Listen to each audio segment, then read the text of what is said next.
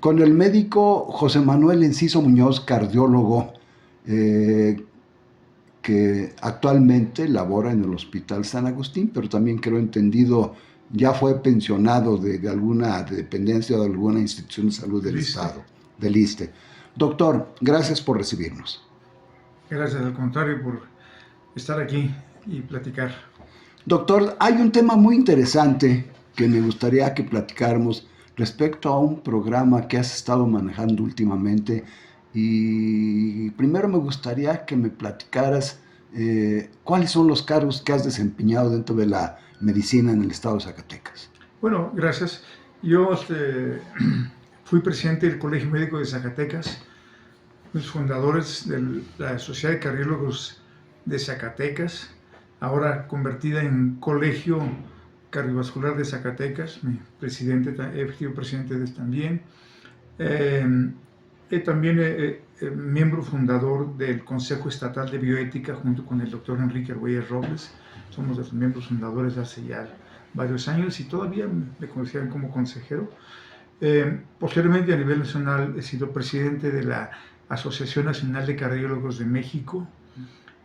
He sido miembro del Consejo de Cardiólogos. Acabo de entregar hace un año la presidencia de la Asociación Mexicana para la Prevención de la Aterosclerosis y sus complicaciones. Siendo yo presidente de la ANCAM, la Asociación Nacional de Cardiólogos, se fundó un grupo por 9 miembros, grupo de expertos en hipertensión, el que se llama GRETA, el cual ha tomado mucho auge a nivel iberoamericano, internacional. Los grupos de expertos en hipertensión, somos 9 integrantes fundadores, pero en este grupo ya pertenecen varios centenares de muchos otros países de América, España, Estados Unidos y otros países, Italia. Y afortunadamente con este grupo estamos trabajando actualmente, estamos haciendo muchos proyectos investigativos, realizando proyectos de investigación, muchas publicaciones. Afortunadamente me ha tocado colaborar como autor y coautor de varios libros, de varias decenas de artículos de investigación y ser coeditor y editor del cuerpo editor de varias revistas internacionales, entre esta revista que se llama Cardiovascular and Metabolic Science, en el cual soy miembro del consejo editorial. Y pues últimamente muy metido en un proyecto que acabo de presentar hace una semana, un poco más de una semana, en la Ciudad de México ante una reunión de trabajo y que afortunadamente ha tenido un buen impacto. Es un trabajo de investigación que ahorita diremos exactamente de qué se trata. Sí, efectivamente, ¿no? De manera resumida, ¿de qué se trata este programa? Porque algo habla de que la gente debe de aprender a cuidarse para no tener hipertensión, algo de eso, ¿no? La hipertensión es el factor de riesgo número 1 de la enfermedad cardiovascular. La enfermedad cardiovascular es la causa número 1, es la mayor causa de enfermedad y muerte en el mundo, en México, en Zacatecas, en todos lados. La enfermedad cardiovascular es la causa número 1 de enfermedad y muerte. Y el factor de riesgo, la enfermedad riesgo número 1 es la hipertensión arterial. Lo que pasa es que la hipertensión arterial no son solamente las cifras de presión sistólica y diastólica, la alta y la baja. No son. La hipertensión arterial es un padecimiento que tiene en su fisiopatología, en su desarrollo, intervienen muchos otros sistemas y muchos otros padecimientos y muchos otros órganos y mecanismos fisiopatológicos. Y entonces ahora se habla mucho ya no solamente del riesgo cardiovascular, sino del riesgo cardiorrenometabólico. Y ahora hemos integrado un acrónimo que se llama Macarena, que es un riesgo metabólico, cardiológico, renal, neurológico, endocrinológico, etc. Y el gran problema es que todos esos padecimientos, tanto la hipertensión, la diabetes, la dislipidemia, es el problema de los colesterol, que damos dislipidemia a los colesteroles, son padecimientos que no duelen, ¿verdad? Padecimientos crónicos, degenerativos, que desafortunadamente no tienen síntomas específicos y la gente, por consecuencia, a veces ni se entera. De hecho, por ejemplo, en la hipertensión, en la diabetes, más de la mitad del universo de pacientes hipertensos o diabéticos o epidemiólogos desconocen que son hipertensos. Cuando hacemos encuestas de detección, nos damos cuenta que casi la mitad, hay lo que se llama la ley del medio por medio de Standard. La mitad del universo de hipertensos desconoce que es hipertenso.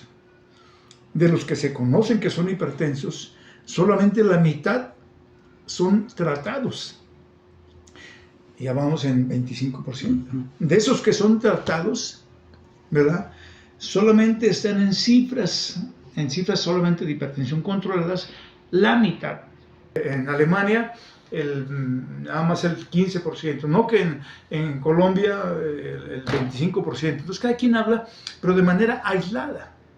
Pero como lo hemos dicho, la hipertensión no viene sola. La hipertensión tiene que ver con muchas otras causas fisiopatológicas.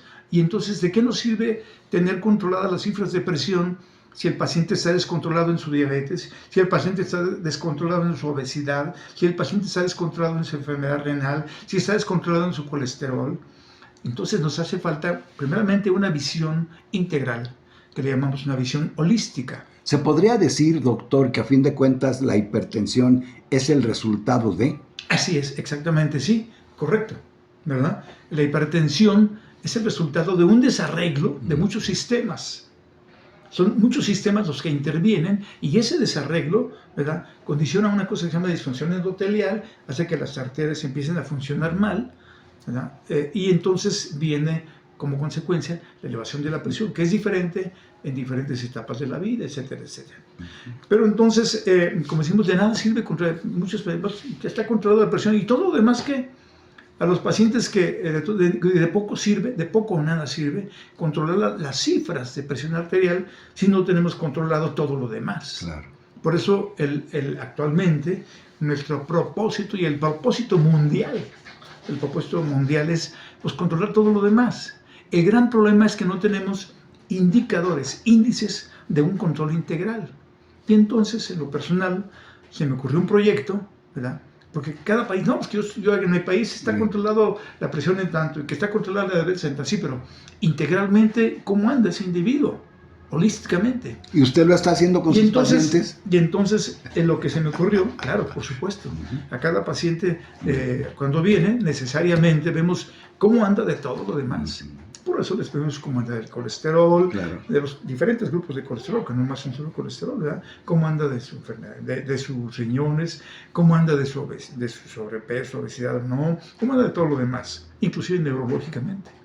Y entonces, se me ocurre hacer lo que llamamos un índice de control integral, que le llamamos el acrónimo que define todo lo integral, cardio, renal, metabólico, se llama Macarena, ¿verdad? Así como el nombre. Sí, la canción. Como la canción, como la música, como la Virgen de la Macarena. De hecho, la Virgen de la Macarena es una virgen que está en Sevilla, pero es una virgen que está llorando.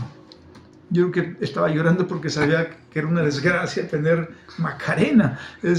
Macarena es el acrónimo la M de metabólico, A de arterial, C de cardio, R de renal, E de endocrino, o sea, colesteroles, diabetes, etc. N de neurológico y HA con HA de hipertensión arterial. Ese es el acrónimo. Claro.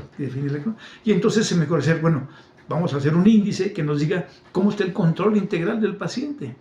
Porque puede estar muy bien controlada la presión, pero muy descontrolado de muchas otras cosas.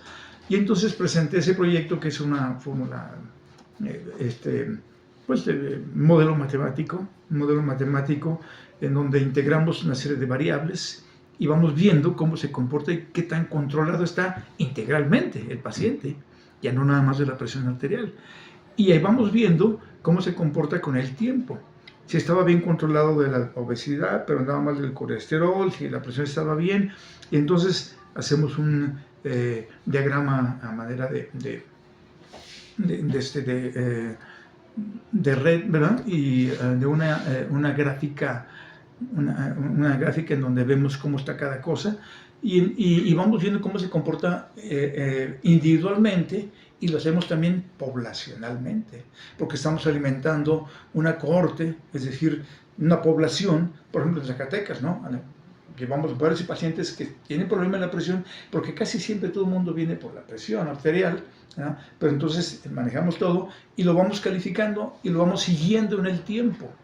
Eso es un estudio longitudinal, ya no únicamente transversal. Claro. Doctor, pero esto, si bien está muy interesante y es muy bueno para la salud del ser humano, pero usted ya no está en el sector salud público, ahí hay muchas deficiencias, pero también, siendo objetivos, no todos tienen la posibilidad de una consulta particular.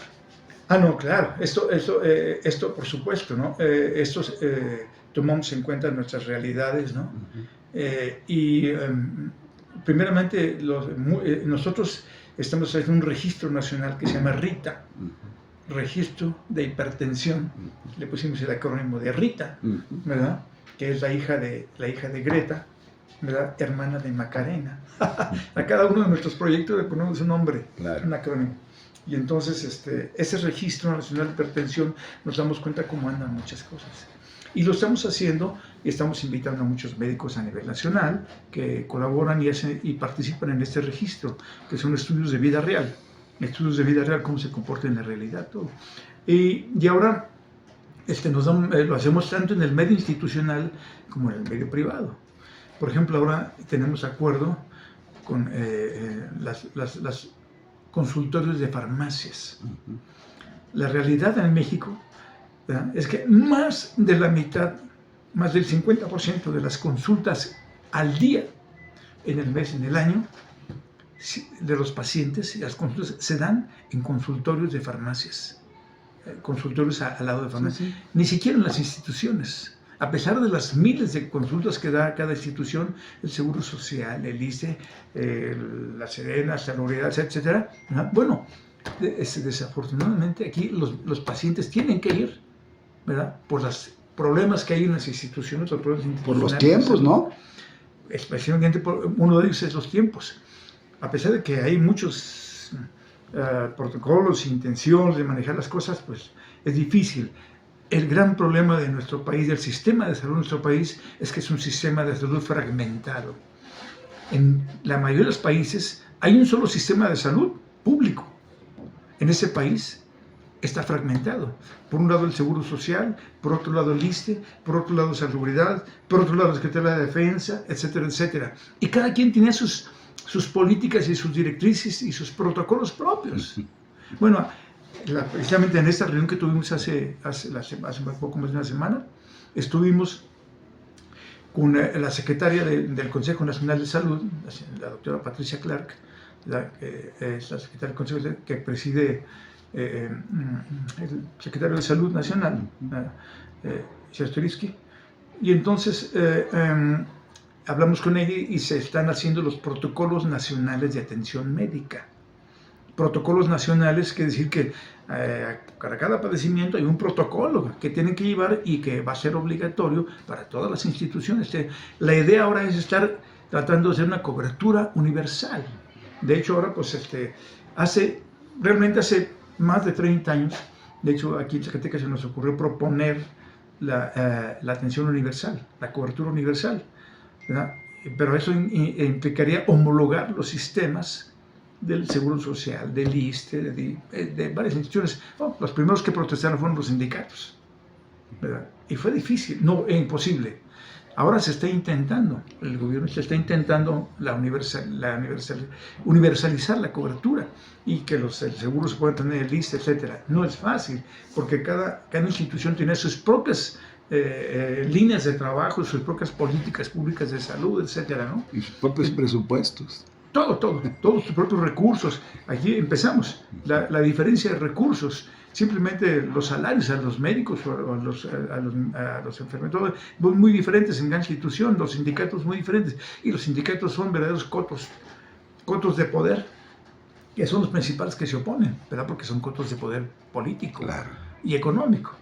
Y entonces, bueno, Total que afortunadamente logramos acuerdos con la Secretaría del Consejo Nacional de Salud.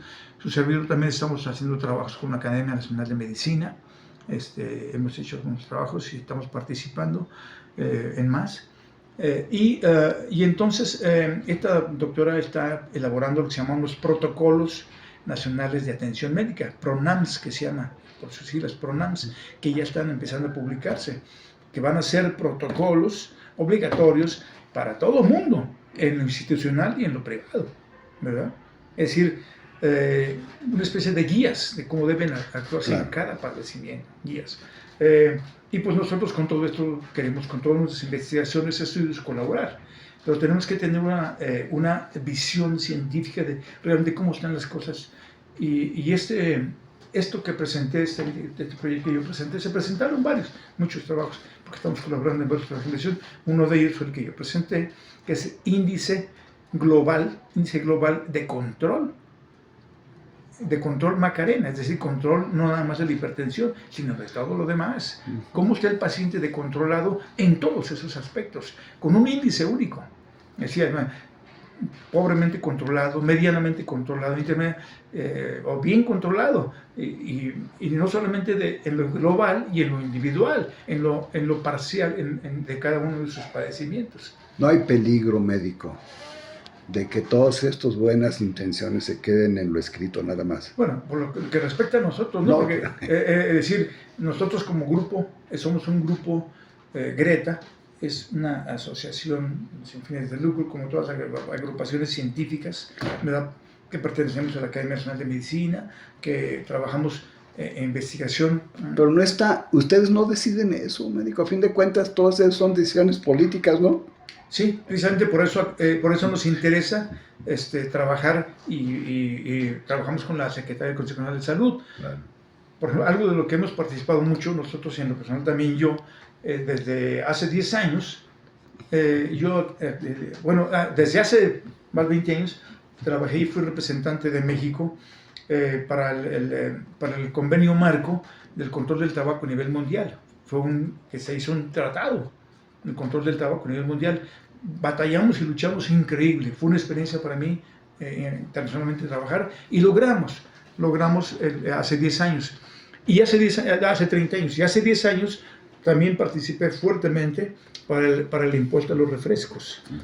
Hoy nuevamente participamos fuertemente y con cabildeos a nivel de los congresistas, etcétera, y luchando contra las industrias, porque las industrias, la tabacalera, las refresqueras, etcétera, son industrias muy poderosas, más poderosas que muchos gobiernos. Simplemente, por ejemplo, la Coca-Cola tiene un capital más fuerte que todos los países africanos, es más fuerte económicamente que todos los países africanos, ¿verdad? Y las compañías, sus lobistas, sus cabilderos, ¿verdad?, sobornan a todos los legisladores, y por eso es tan difícil meter leyes. A propósito, hace poco que se incrementó el impuesto a los refrescos y a la comida chatarra, decían que no, que el costo, ¿verdad?, de lo que significan los refrescos, la comida chatarra en México es terrible. A partir de 1970, cuando se empezaron a introducir la comida chatarra y empezó el boom de los refrescos en este país, se disparó la obesidad. Y hoy por hoy somos uno de los países más obesos del mundo, que tenemos más diabetes, más hipertensión. Niños, somos el primer lugar mundial, tristemente célebre, en obesidad infantil, en obesidad femenil, en obesidad en las mujeres. Y entonces, ¿eso a qué? Está bien estudiado. Una consecuencia es, efectivamente, por ejemplo, el consumo de refrescos. Somos uno de los países que más consume refrescos en el mundo. El consumo de refrescos es el primer país que más refrescos consume en el mundo, más litros por individuo por año. Entonces, todo esto tenemos que controlarlo. Y a nivel de impuestos, somos el país número 74 del que pagan impuestos. Estamos hasta el lugar número 74. Hay 73 países que cobran más impuestos a los refrescos y a la comida chatarra que nosotros. Y se estaban escandalizando y alarmando, y los editorialistas y los medios, no, que van a impedir muchas fuentes de trabajo, y que no sé cuántas fuentes de trabajo como ahora, por ejemplo, el control de las aguas, ¿no? Sí. Caray, el agua está dedicada a las cerveceras, a las refresqueras y todo, no a la agricultura ni el consumo doméstico. Sí, se usa más agua ahí que en otro. Claro, entonces hay muchas cosas en este país, ¿no? Pero es el uso lucrativo de muchas cosas. Y, a ver, sí. y entonces, pues con nuestras investigaciones y nuestras participaciones procuramos incidir en esto que son problemas muy fuertes en la salud en México. Por último, doctor, ¿qué mensaje le mandaría a usted? No nada más a los zacatecanos, a cualquiera que vea este video a la hora que suben las redes, que nos lean en los medios. ¿Qué mensaje les daría respecto a todo este proyecto tan interesante que está usted promoviendo? Bueno, que primero, el médico es una persona que tiene, por ejemplo, son de las pocas profesiones que requieren de tener fundamentalmente una vocación. Vocación no quiere decir un oficio nada más, dedicarse a algo en la vida, no, tener la inclinación, la visión, la entrega, la empatía, el deseo por ser alguien, como hay la vocación de ser profesor, maestro, la vocación, a veces vocaciones religiosas, ¿verdad? Pero el médico tiene que ser un científico, pensamiento científico, ¿verdad? Inicialmente, pero no olvidar, ¿verdad?, el contenido humano, porque nuestro material de trabajo es el ser humano. Entonces, no estamos trabajando, como decía, con ladrillos, no estamos trabajando con libros, estamos trabajando con vidas humanas, y entonces tenemos que mostrar mucha empatía por nuestros pacientes, ¿verdad?, mucha dedicación, pero más que nada la preparación continua. La educación continua. La educación continua. Un médico que no se está preparando constantemente, desafortunadamente, es un médico que, como dice la gente, no se queda atrás, ¿no? Y hace cosas que no debe hacer, hace cosas que llamamos la inercia médica. La inercia médica es hacer las cosas como siempre las hacía. Sí. Cuando afortunadamente la medicina evoluciona muy rápidamente, cada día hay muchas nuevas cosas, nuevos procedimientos, nuevos fármacos, muchas nuevas cosas, nuevas investigaciones que tenemos que estar al día. Pocas profesiones tienen tanta obligación y necesidad de estar al día como la medicina, porque nuestro material de trabajo son las vidas humanas, no son los ladrillos ni acá, no. Son las vidas humanas, y para cada gente su salud es lo primero, porque sin salud, como dicen, no hay nada, sin salud no hay libertad. Así que todo el mundo dice que es lo principal. Bueno, nosotros hasta salud, para brindar, decirle salud. Y cuando nos felicitamos por un año nuevo, con que tenga salud, que es lo primero. Si no hay salud, no hay nada. Entonces, para el ser humano, su salud es algo primordial. Es algo primordial, y eso tenemos que entenderlo muy bien nosotros los que nos dedicamos a la atención a la salud. Y precisamente las definiciones de salud no es nada más la ausencia de enfermedad, sino es la prevención y el cuidado de la salud, la atención a la salud. Entonces, pues ese sería mi mensaje. Gracias, doctor.